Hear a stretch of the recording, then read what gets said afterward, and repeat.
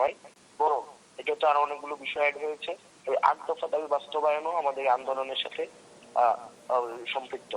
এক আদেশে কোটা বাতিলকে অবৈধ ঘোষণা করে হাইকোর্টের দেয়া রায় ৭ আগস্ট পর্যন্ত স্থিতাবস্থা দিয়েছিলেন আপিল বিভাগ।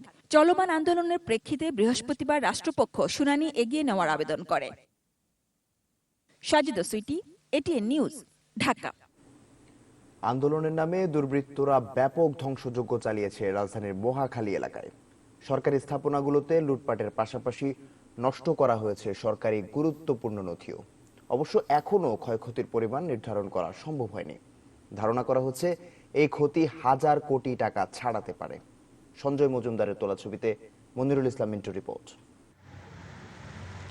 সেবা খাতের সবচেয়ে গুরুত্বপূর্ণ সেক্টর স্বাস্থ্য, কিন্তু দুর্বৃত্তদের হাত থেকে বাদ পড়েনি স্বাস্থ্য অধিদপ্তরও। বৃহস্পতিবার রক্ষা করা গেলেও শুক্রবার আর সেটা করা সম্ভব হয়নি। মহাখালীর পুরাতন স্বাস্থ্য অধিদপ্তরের প্রধান ফটক ভেঙে প্রথমে চালানো হয় লুটপাট। এ সময় ২২টি গাড়ি গান পাউডার দিয়ে পুড়িয়ে দেয় দুর্বৃত্তরা। ভাঙচুর করা হয় আরও অন্তত ১৫টি। এতে ক্ষতিগ্রস্ত হয়েছে স্বাস্থ্য অধিদপ্তরের তথ্য সেন্টারটিও। এরা বয়স শিক্ষিত ছেলে না, কিছু টোকাই ছেলে আছে আর কিছু আমাদের মতন বয়স কিছু লোক আছে, আপনার মতন আমাদের মতন, যারা লিড দিছে। অন্যদিকে মহাখালীর দুর্যোগ ব্যবস্থাপনা অধিদপ্তর ধ্বংসযজ্ঞ এখানেও। একটি দুটি গাড়ি নয়, জ্বালিয়ে দেওয়া হয়েছে ৫৩টি সরকারি গাড়ি। আগুনে পুড়েছে গুরুত্বপূর্ণ সরকারি নথি। ঝুঁকিপূর্ণ হয়ে পড়েছে পুরো ভবন। স্টেশন, বিদ্যুৎ সরবরাহ লাইন, আমাদের পানির লাইন, সার্ভার স্টেশন, টাইলসগুলো, পিলারগুলো সব মিলে আমি ধারণা করছি কমপক্ষে ২০০ থেকে ২৫০ কোটি টাকা ক্ষতি আমাদের হয়ে গিয়েছে। সবচেয়ে গুরুত্বপূর্ণ মন্ত্রণালয়ের অন্যতম সড়ক পরিবহন ও সেতু মন্ত্রণালয়। আন্দোলনের নামে এই এলাকায় সবার আগে আঘাত আসে এখানেই। সেতু ভবনের সামনে থাকা ৫৫টি গাড়ি পুড়িয়ে দেয় দুর্বৃত্তরা।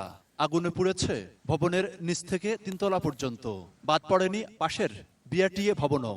আনসার এবং নিরাপত্তা কর্মী যারা ছিল তাদেরকে তারা বলপূর্বক সরিয়ে দিয়ে আঘাত করে তারপর বিআরটিএ ভবনে প্রবেশ করে এবং প্রথমেই তারা যেটি করে যে ভবনের মূল ফটক সহ ব্যাপক ভাঙচুর করে এবং আমাদের যেটি সিসিটিভি ছিল, যেটি আমাদের নিরাপত্তার জন্য আমাদের যে সিকিউরিটি ধারণ করা হয়, সেটি তারা প্রথমে ভেঙে ফেলে। সার্বিক বিষয়ে একটি তদন্ত কমিটি গঠন করেছে সড়ক পরিবহন ও সেতু মন্ত্রণালয়। আমাদের বিভিন্ন ধরনের প্রায় ৫৫টা যানবাহন পুরো আগুনে ভস্মীভূত হয়ে গিয়েছে। ভবনের আগুন ধরিয়ে দেওয়া হয়েছিল, নিচতলা সহ উপরে কয়েকটি ফ্লোর পুরোপুরি আগুনে জ্বলে গিয়েছে।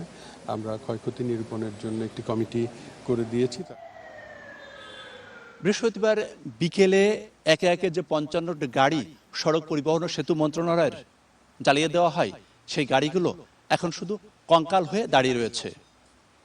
শিক্ষার্থীরা তাদের দাবি আদায়ে রাস্তায় নেমেছিলেন, কিন্তু এভাবে জ্বালাও পোড়াও এবং অগ্নিসংযোগ ছাত্ররা করেছিল কিনা, না অন্য কোনো পক্ষ এর সুবিধা নেওয়ার চেষ্টা করেছে, সেটি এখন বড় প্রশ্ন। Monirul Islam Mintu, ATN news, Dhaka. কোটা সংস্কার আন্দোলনের কারণে সারা দেশে বিচ্ছিন্ন ইন্টারনেট সেবা। কবে নাগাদ এই সেবা চালু হবে এ ব্যাপারে নেই কোনো নিশ্চয়তা।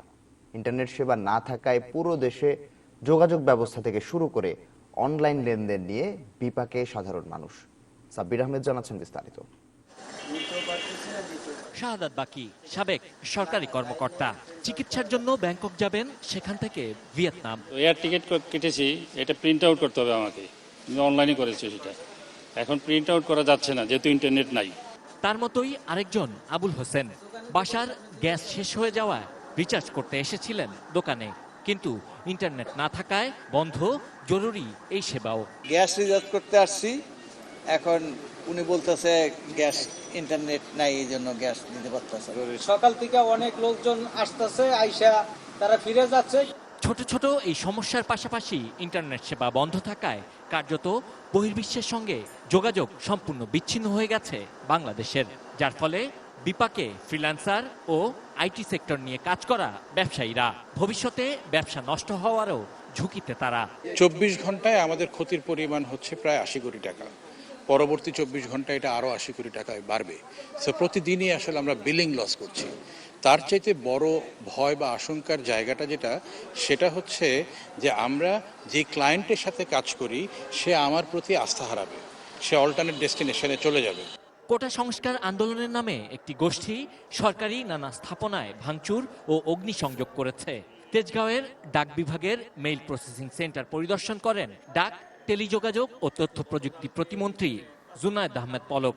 প্রতিমন্ত্রী বলেন, ইন্টারনেট ও ব্রডব্যান্ডের যে সকল তার কেটে ফেলা হয়েছে সেগুলো মেরামত করা এবং আইন শৃঙ্খলা বাহিনীর সঙ্গে বৈঠক করে প্রযুক্তিগত সব ধরনের সেবা নিশ্চিত করা হবে। আপনার ক্রাউড স্ট্রাইকের এই ফেইলিয়ারের কারণে আপনি কি মনে করেন যে সারা বিশ্বের ব্যবসায়িক ক্ষতি হয়নি?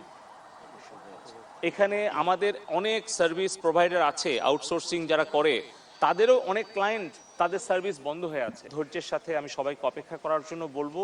সারা দেশে ইন্টারনেট সেবা সরবরাহকারী সংগঠন বলছে, সবকিছু চালু হওয়ার পরও পুরোপুরি এই সেবা পেতে আরও 3 থেকে 4 দিন সময় লাগবে। ফাইবার অপটিক কেবল ব্যাপকভাবে ক্ষতিগ্রস্ত হয়েছে, বিশেষ করে মহাখালীতে পুড়ে দেওয়া হয়েছে, আপনার উত্তরাতে ক্ষতিগ্রস্ত হয়েছে, মতিঝিলে ক্ষতিগ্রস্ত হয়েছে।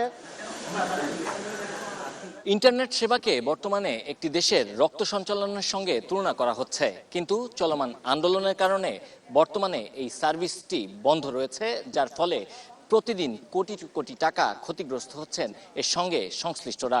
তাদের চাওয়া দ্রুততম সময়ের মধ্যে এই সেবা আবারও চালু করা হোক, যার ফলে সরকারও হাজার হাজার কোটি টাকার ক্ষতি থেকে রক্ষা পাবে।